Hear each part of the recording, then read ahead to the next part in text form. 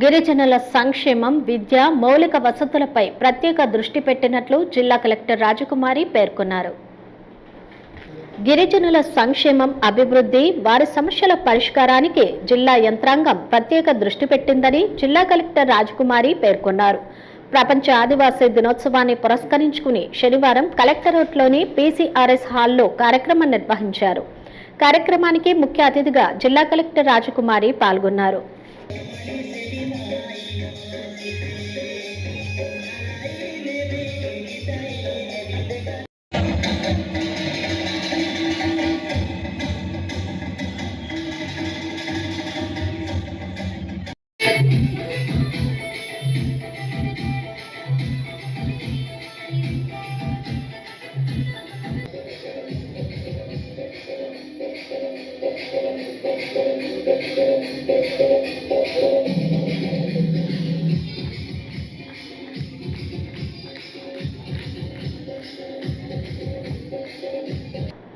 Collector మాట్లాడుతూ గిరిజనుల సమగ్ర అభివృద్ధి, సంక్షేమానికి ప్రభుత్వం అత్యంత ప్రాధాన్యత ఇస్తుందని, వారి జీవన ప్రమాణాల మెరుగుదలకు అనేక సంక్షేమ పథకాలు అమలు చేస్తున్నట్లు తెలిపారు.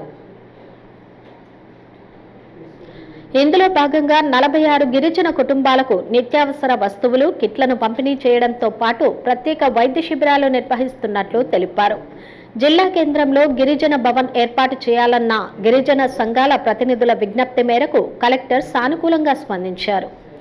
నంద్యాల రూరల్, పాణ్యం రూరల్, మహానంది తదితర సమీప ప్రాంతాల్లో అనువైన స్థలాన్ని పరిశీలించి గిరిజన భవనం ఏర్పాటుకు చర్యలు తీసుకుంటామని వెల్లడించారు.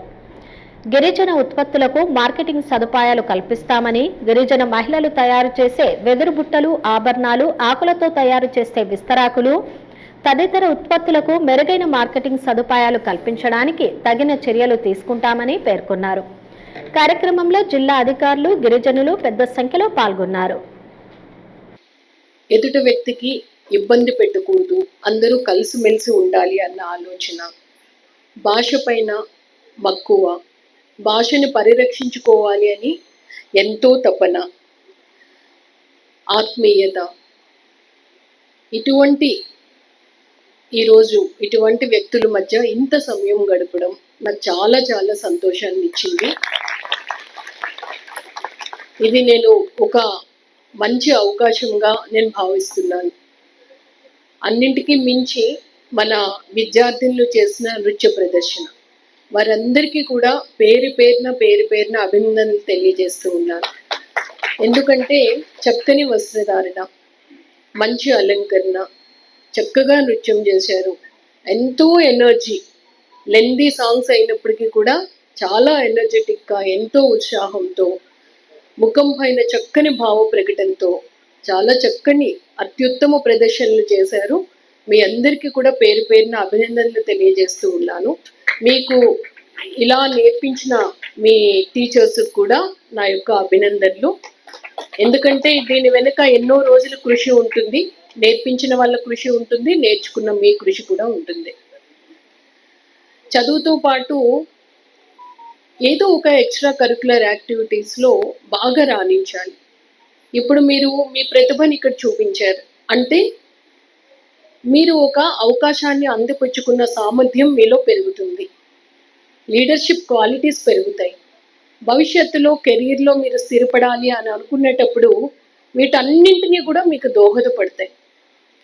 చదువు ఎంత ముఖ్యమో చదువుతో పాటు ఇతర విషయాలపైన, అంటే ఆటలు కావచ్చు, పాటలు కావచ్చు, మంచిగా పుస్తకాలు చదవడం కావచ్చు, లైఫ్ స్కిల్స్ నేర్చుకోవడం కావచ్చు, వీటన్నింటిపైన కూడా మనకి దృష్టి పెట్టాలి.